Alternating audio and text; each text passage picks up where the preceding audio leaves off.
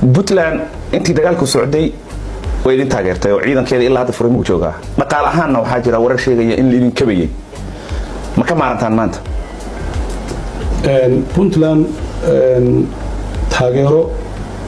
aad malaysan kareen bay halkan u geysatay weli waa kaga jirtaa lagama maarmo SSC Khaatumo marba la duufteen oo niga amsu hadda idinku goosateen inaad maamul gaar ah noqotaan fariintayda waxa way halka ku ekaada hadda halka ka xadgudubtaan waxaydan aan anaga mudnayn idinkana aad mutaysan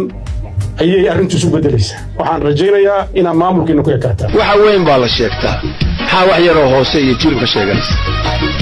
adigoo Soomaali ah jilibkaaguna Puntland yahay maxaa jilib kale oo ka hooseeya oo ku taraya oo dad aan wax kala garanay ku jiraan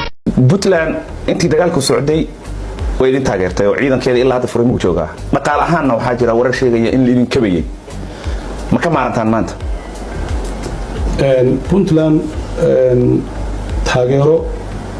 aad malaysan kareen bay halkan u geysatay weli waa kaga jirtaa lagama maarmo SSC Khaatumo marba la duufteen oo niga amsu hadda idinku goosateen inaad maamul gaar ah noqotaan fariintayda waxa way halka ku ekaada hadda halka ka xadgudubtaan waxaydan